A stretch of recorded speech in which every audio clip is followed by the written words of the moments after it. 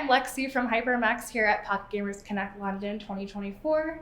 Joining me is Jami from Lab Cave. Welcome, Jami, and thank you for joining us today. Thank you for having me, Lexi. Well, I'd love if you could start just by giving us an introduction about yourself. Tell us about your career journey in the gaming industry. Yeah, I've had a bit of a weird career journey. I started at Digital Development Management. They are an agency that helps developers find funding for games and finds projects, IP, takes them through the whole process of signing a contract. It was a fantastic place to start in gaming. I applied to do payroll there. I did not apply to work in this actual space, but the team who was doing hiring saw something in me and offered me an assistant position to the gentleman who was opening the mobile division. And what a great place to start, because I learned so much about the business. I've been a gamer for so many years, mostly on PC, but learning the ins and outs of how the industry works was a really great way to start in kind of how to negotiate a contract, what are the normal terms, how do you approach a publisher, how do you look at a game document and decide, okay, we want to move forward with this or not, what kind of metrics am I looking at? So that's how I started, and that company I progressed after a while being an assistant, worked out my way up to having my own clients. I did that for a couple years, and then worked in the consulting division, helping people who wanted to get into the gaming space but weren't quite sure if it was the right move, but saw that there was potential. And so we would go through financials, go through the company as a whole. Again, a fantastic base. And then my husband got an opportunity that moved us to Europe, and so I believed in myself and said, let's do it, let's go. And we moved to Madrid, and I discovered Lab Cave. It was already a company established for 4 years before I got there. And I've been there for the last 6 years and started in business development, worked my way up through head of business, and then finally now I'm the chief operating officer of the company. Well, congratulations. That's a lot going on there, man. So I know that Lab Cave's original business model was more about consulting, which I think you mentioned your good background in, and has transitioned more to be more game acquisition focused.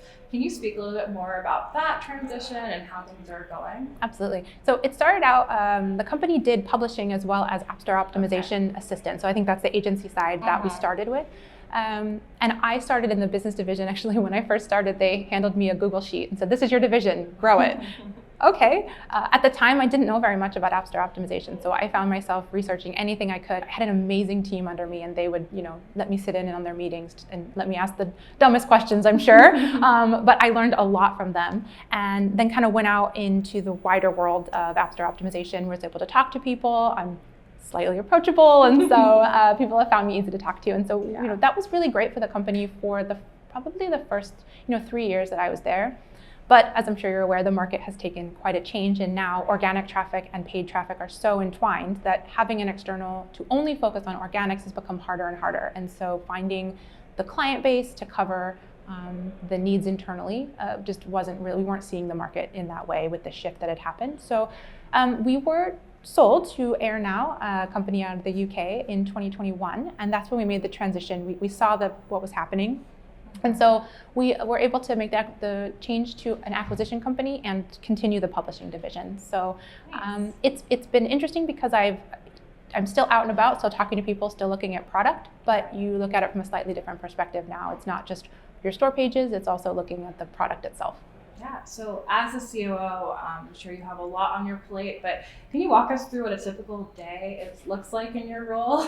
It's hard, I am a COO, but it's really hard to say that that's my full-time position, because our company is 20, 25 people, and that means I wear a lot of hats. So a normal day for me is a lot of emails and meetings, but I focus on things like operation-wise. We just got a new vacation policy in place, so something that I had to work with my team on.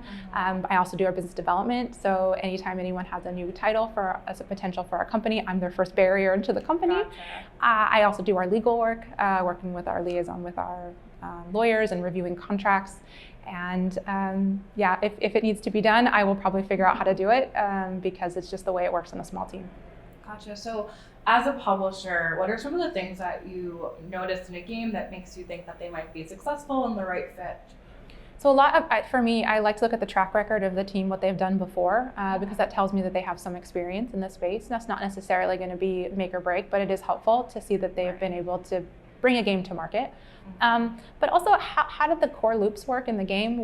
How are they focusing in? If you leave all of your monetization for a free-to-play game to a publisher, for me, you're just looking for someone to place ads, and that isn't quite what we're looking for.